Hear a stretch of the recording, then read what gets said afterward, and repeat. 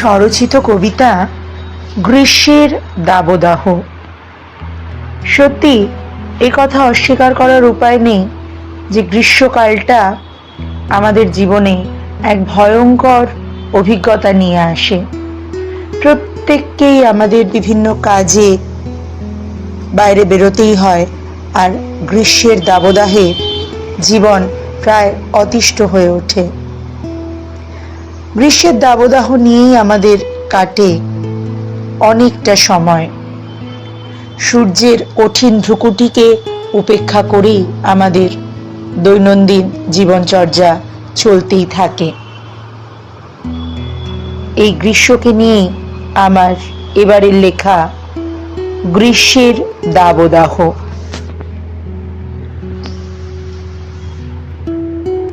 প্রকৃতির করালো নিঃশ্বাসে গাছেদের বিষণ্ণ ফিসফাসে, প্রাণীদের নীরব হাঁসফাঁসে প্রাণ নেই যেন কচি ঘাসে। সূর্যের প্রখর ভ্রুকুটি রোদ ছায়া খেলে কাটাকুটি, পাখিরা ভুলেছে খুনসুটি,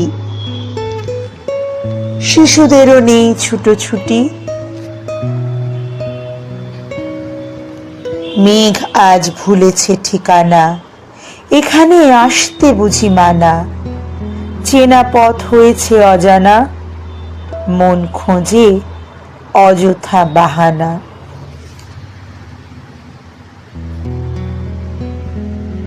তৃষ্ণায় বুক যেন ফাটে, ক্লান্ত পথিক পথ হাঁটে, কেউ নেই কোনো মাঠে ঘাটে, অলস প্রহর শুধু কাটে।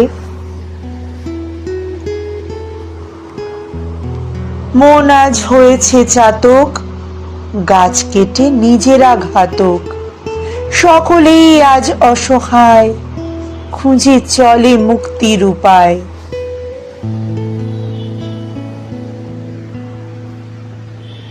গ্রীষ্মের দাবদাহ আজ কেড়েছে প্রকৃতিটার সাজ, সবুজেরা নেয় প্রতিশোধ, ফেরে না কেন যে তবু বোধ। গ্রীষ্মের দাবদাহ আজ কেড়েছে প্রকৃতিটার সাজ, সবুজেরা নেয় প্রতিশোধ, ফেরে না কেন যে তবু বোধ। সত্যি গ্রীষ্মের এই অসহ্য গরমের জন্য আমরাই দায়ী। দিনের পর দিন প্রকৃতির বিরুদ্ধাচারণ করেছি আমরা গাছ কেটেছি নির্বিচারে, পুকুর বুঝিয়েছি নির্বিচারে, বড় বড় আবাসন তৈরি করেছি, জনবসতি গড়ে তুলেছি, কিন্তু সেই জনবসতির সবচেয়ে প্রয়োজনীয় যে অক্সিজেন, যে শীতলতা, সেগুলোকেই আমরা নিজের হাতে গলা টিপে হত্যা করেছি। আজ অল্পেতেই আমরা হাঁসফাঁস করি, প্রকৃতিতে নেই মৃদুবন্ধ বাতাসের ছোঁয়া।